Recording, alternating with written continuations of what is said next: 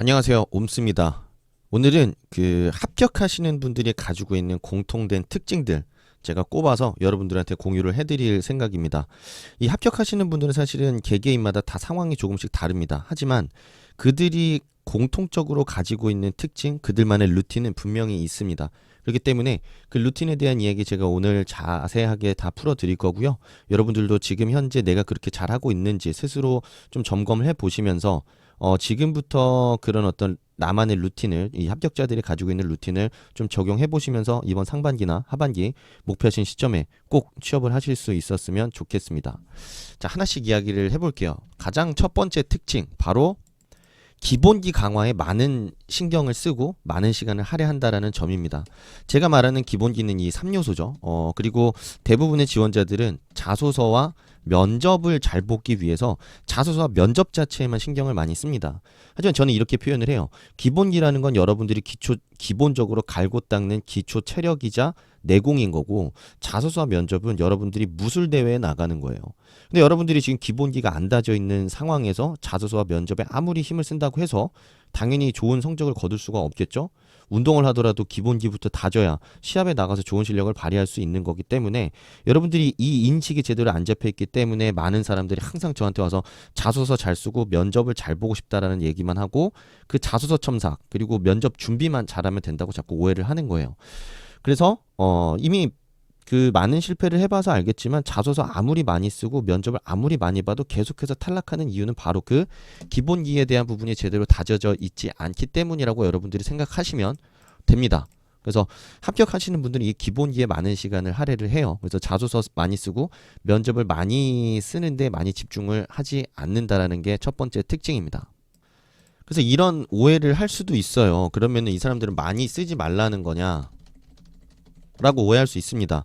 근데 이제 제가 지원자들한테 항상 강조하지만 무조건 많이 쓰라고 하거든요. 근데 제가 많이 쓰라는 이유, 많이 쓰라는 건 뭐냐면 지원을 많이 하라는 거지, 자소서 자체를 많이 쓰라는 얘기가 아닙니다. X입니다. X. 왜냐면 여러분들이 자소서를 하나를 잘 쓴 자소서가 있다고 칩시다. 그러면 그 하나를 잘 쓴 자소서를 중심으로 해서 10개든 100개든 복붙을 하게 되겠죠. 근데 이제 그게 아니라 여러분들이 100개의 자소서를 매일매일 하나씩 정말 최선을 다해서 쓴다고 생각해 보세요. 당연히 에너지가 분산될 수밖에 없습니다. 그렇기 때문에 쓸 때는 적게 쓰고, 그 적게 쓰면서 그 적게 쓰는 자소서에 많은 에너지와 시간을 할애를 하시고요. 그 잘 쓴 자소서 열심히 공을 들여서 쓴 자소서를 중심으로 해서 미친 듯이 복붙을 하는 거예요. 미친 듯이 붙여 넣는 겁니다. 그게 이제 제가 말하는 많이 써라라는 의미이기 때문에 여러분들이 그 의미는 좀 분명하게 인식을 하시면 좋겠고요. 그렇다면 이들이 신경 쓰는 기본기라는 건 뭐냐라고 얘기했을 때, 경제신문 많이 보면서 경제신문 플러스 산업의 트렌드를 그냥 자연스럽게 따라가면서 공부하는 걸 얘기합니다. 이건 이제 2, 3개월 이상 정도 이제 경제신문을 꾸준히 보면서 쌓을 수 있는 거라고 좀 보시면 되는데요.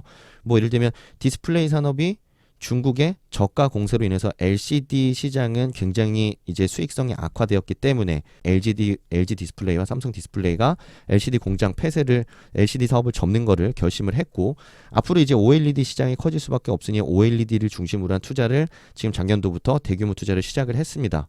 그렇기 때문에 지금 당장에는 OLED 시장에 수요가 따라오지 않는 상황이고, 이런 OLED의 수요가 앞으로 어떤 시장을 중심으로 점점 커질 것인지 기사를 보면 다 나와 있습니다. 그래서 대표적인 게 뭐 산업용 OLED 디스플레이, 뭐 차량에 들어가는 디스플레이부터 시작해서 이 모바일용 디스플레이 시장도 더 커질 걸로 예상이 되고요.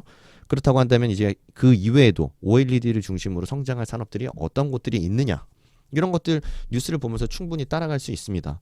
이런 부분을 따라가다 보면 뭐 기술적인 부분에 있어서, 그러니까 이 공대 출신의 기술 쪽에 지원하시는 분들은 어떤 기술에 좀 더 포커스를 맞춰야 된다고 생각을 하는지, 영업에 지원하고 마케팅에 지원하는 지원자라고 한다면 어떤 시장을 중심으로 이 변화하는 디스플레이 시장에서 새로운 판도를 짜야 된다고 생각하는지, 어떤 시장에서 더 공격적으로 영업을 해야 된다고 생각하는지 할 수 있는 얘기들이 생길 겁니다.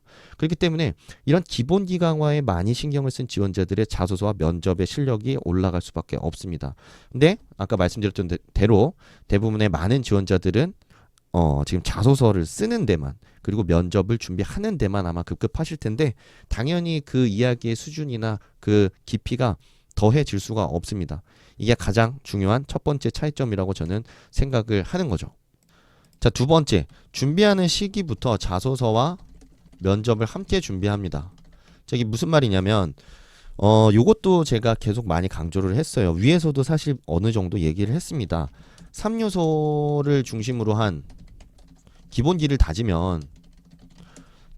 그래서 제가 아까 예를 들면 뉴스 기사 보면서 LCD 산업에 대한 어떤 이해도를 높인 이야기를 보여줬죠. 이제 말로 풀어봤죠. 높였다. 자, 그렇다면 자소서에서 제가 아까 말씀드렸던 대로 내가 지원하는 직군에서 할 수 있는 일에 대한 내용을 자소서에 쓰면 되겠죠? 자소서. 그리고 면접에서도 너 이 산업 왜 지원했냐? 나 LCD가 이런 가능성이 있다고 생각한다. 나는 이 직무에서 이런 시장을 중심으로 일을 해보고 싶어서 여기에 왔습니다. 그대로 활용될 수가 있겠죠? 맞습니다. 3요소를 중심으로 공부한 내용 둘 다 활용 가능합니다. 다를 게 없어요. 다를 게 전혀 없다라는 겁니다. 근데 여러분들이 다르다라는 생각을 가지고 준비를 하기 때문에 당연히 자소서 쓸 때는 자소서 쓰는 데만 급급하고, 그리고 인적성 볼 때는 인적성만 급급하다가 갑자기 면접이 툭 튀어나오면 면접 준비할 때 되면은 완전히 그냥 여러분 초심으로 돌아가요. 초심으로. 처음부터 다시 준비해요. 쓸데없는 초심이죠. 자소서 쓸 때 고민했던 내용들 그대로 그걸 기반으로 면접 준비로 이어가야 되는데, 면접만 닥치면 그때부터 완전히 리셋이에요. 리셋. 처음부터 다시 시작입니다. 그러니까 당연히 시간을 비효율적으로 쓸 수밖에 없고, 여러분들의 취업이 되게 효율적이지 않고 비효율적으로 여러분들의 시간이 사용될 수밖에 없는 겁니다. 그래서 자소서를 쓰는 시점부터 저는 지원자들한테 얘기해요. 자소서를 쓴 내용을 말로도 계속 해보라고. 지원 동기를 물어봤다면 저는 디스플레이 산업에 이런 이유로 관심을 갖고 지원했습니다. 자, 직무 역량을 물어보면 저는 이 직무에서 이런 역량이 필요하다고 생각을 합니다. 자, 말로 풀어볼 수 있겠죠? 자, 이런 식으로 여러분들이 자소서를 쓰는 시점부터 면접을 염두에 두고 준비를 해야만 여러분들이 갑자기 면접이 닥쳤을 때 훨씬 더 효과적으로 대응을 할 수 있게 된다라는 거죠. 그리고 앞으로 이제 수시 채용이 점점 더 확대될수록 이 비정기적으로 자소서와 인적성과 면접이 진행될 텐데, 여러분들이 자소서 쓰는 동안에는 자소서만 쓰고 면접 준비하는 동안에 면접 준비만 해서는 안 됩니다. 동시다발적으로 다 할 수 있어야 돼요. 그렇기 때문에 준비하는 시점부터 자소서 면접을 하나라고 생각을 하고 지원을 한다면 지금 당장에 자소서 쓰면서 면접 전형 동시에 진행돼도 크게 신경 쓸 게 없습니다. 그냥 하던 대로 하면 되는 거예요. 근데 다만 여러분들이 계속 두 개를 분절적으로 가져갔기 때문에 두 개의 준비가 비율적으로 떨어져 있고, 각각에 닥치면은 딱 눈에 보이는 것만 집중하면서 다른 걸 기회를 놓치게 되는 거죠. 그게 바로 제가 세 번째로 얘기할 내용입니다. 뭐냐면 요겁니다. 미친 듯이 지원한다. 그리고 쿨하게 할 거 한다. 자, 아까 위에서도 얘기했지만 지원은 미친 듯이 많이 해야 됩니다.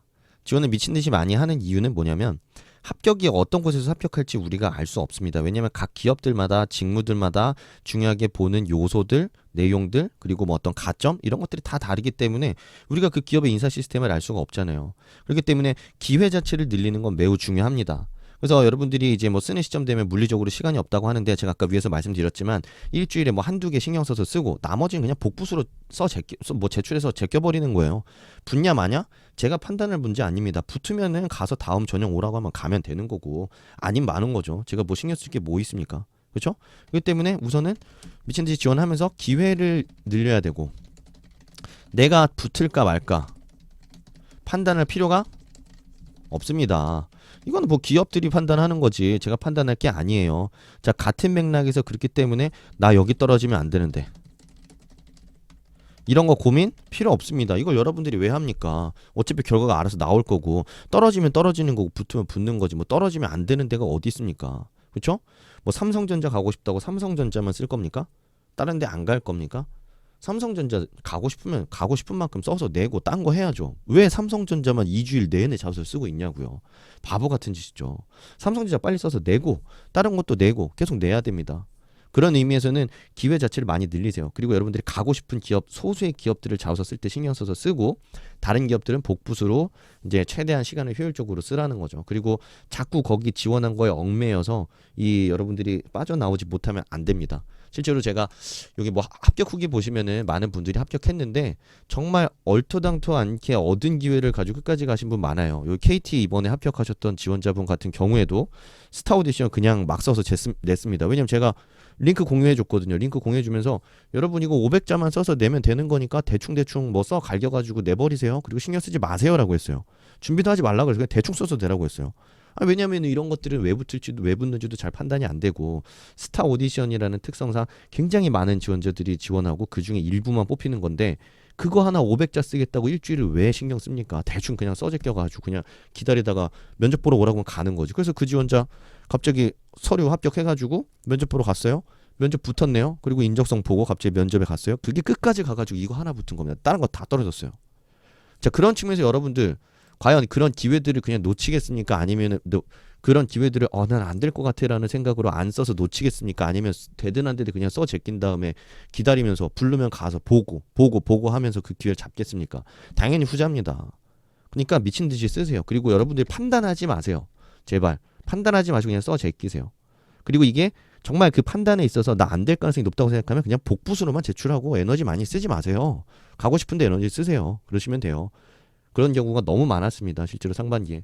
이번에 카드사 붙으신 같은 경우에도 제가 카드사를 작년 하반기에 엄청나게 세일즈를 많이 했거든요. 뭐 제가 거길 다녀서 그런 게 아니라 전 카드사만큼 되게 연봉 많이 주고 복지 좋고 일 편한 곳이 없다고 생각을 해요. 뭐 이런 얘기 하면은 뭐 당연히 직원들이 싫어하실 수도 있겠지만 저는 최고의 산업군이라고 생각합니다. 그래서 세일즈 많이 했는데 그래서 이분도 원래는 제조업 중심으로 지원하다가 카드사 지원해서 끝까지 면접 가가지고 붙어서 가신 거예요. 정말 이런 기회들이 어떻게 올지 모른다라는 겁니다. 여기 한국타이어 가신 분도 마찬가지고 왜냐면 저도 또 제조업 중에서는 한국타이어 되게 좋은 회사라고 저도 많이 세일즈를 했었거든요. 이런 회사 어딨냐.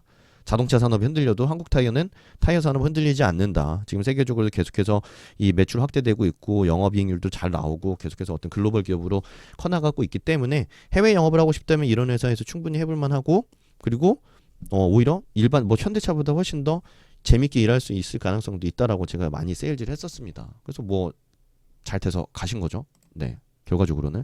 그렇기 때문에 미친 듯이 쓴다. 그리고 고민하지 않는다. 내가 할 일 한다. 산업의 트렌드, 경제의 트렌드, 그리고 내가 가지고 있는 직무에 대한 이해도 그런 것들은 바뀌지 않아요. 딱 바뀌는 거 하나 그 산업군, 그 회사에 대한 어떤 관심이나 이해도만 달라질 뿐인데 그거는 충분히 한 일주일 정도 내에 해결이 가능합니다. 뭐 굉장히 깊이 있게 공부할 필요도 없어요. 그렇기 때문에 그런 어떤 루틴을 갖고 충분히 이런 닥쳐오는 기회들을 다 여러분들이 대응할 수 있습니다. 기본 이해 충실한다면 그거 이제 계속 여러분들이 머릿속에 넣으시면 좋겠고요. 그리고 또 하나의 특징이 있다면 휴식기가 없습니다.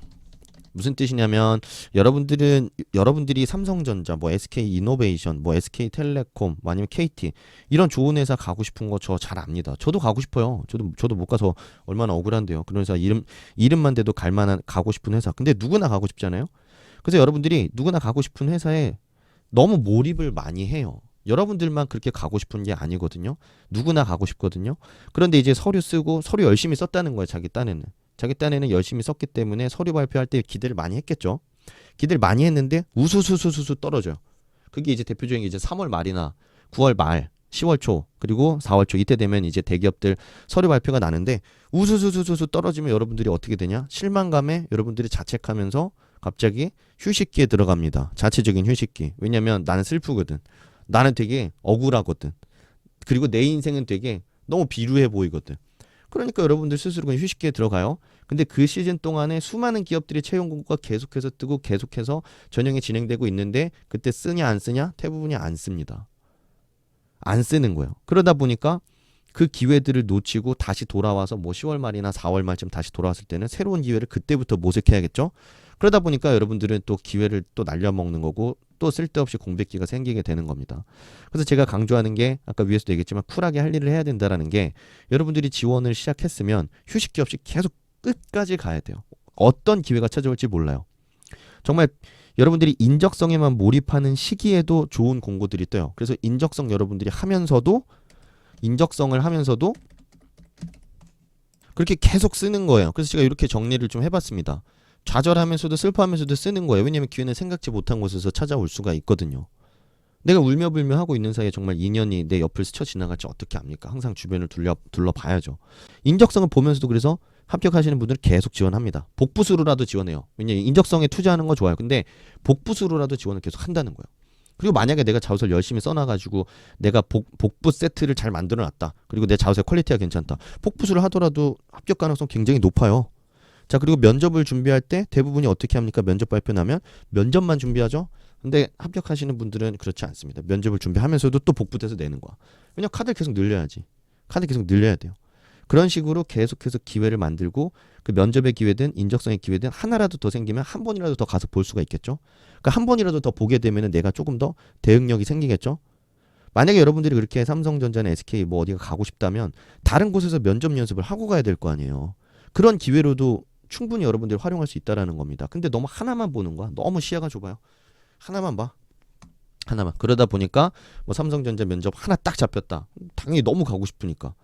그리고 다른 면접에서 여러분들이 기회를 늘리면서 여러분들이 연습을 하지도 못했으니까 당연히 가서 그 기회를 잘 써먹을 확률은 매우 낮은 거죠.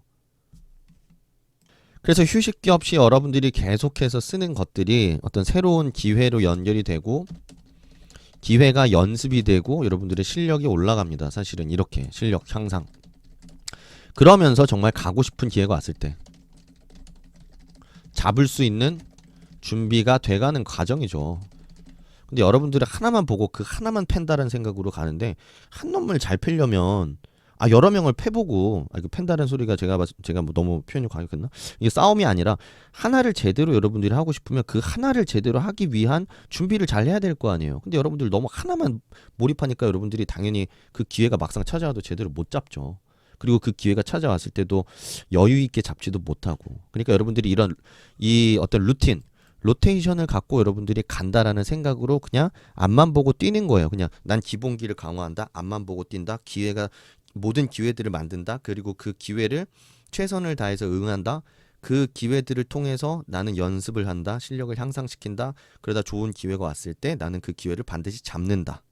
나는 이런 로테이션을 갖고 루틴을 갖고 합격자들은 계속해서 자신만의 어떤 기회들을 만들고 합격까지 갈 수 있었다라고 여러분들 생각하시면 좋겠습니다. 그래서 이 아직은 그래도 이 공채가 본격적으로 시작이 안 됐기 때문에 여러분들의 마인드셋을 바꿀 수 있는 시간이 좀 넉넉하게 있습니다. 그래서 좀 많이 이 루틴에 대해서 여러분들이 고민을 해보시고 지금까지 내가 그렇게 하지 못했다라는 생각이 든다면 그런 것들 마인드셋 좀 바꾸고 그리고 3월이 막상 닥쳤을 때 제가 얘기했던 대로 정말 앞만 보고 뛰면서 슬퍼할 시간도 없습니다. 그 시간 동안에 기회가 지나가고 뭐 3월에 뜰 뭐 삼성, SK, 뭐 KT 뭐 이런 주요 그룹들 아니어도 굉장히 좋은 곳들 많습니다. 예를 들면 아까 말씀드렸던 뭐 카드사라든지 아니면 뭐 보험사라든지 아니면 뭐 타이어 회사라든지 진짜 이런 좋은 산업들이 너무 많아요. 그러니까 여러분들이 너무 하나에만 매몰돼서 거기에만 전형을 몰빵한 나머지 놓칠 수 있는 좋은 기회들 항상 둘러보시고요.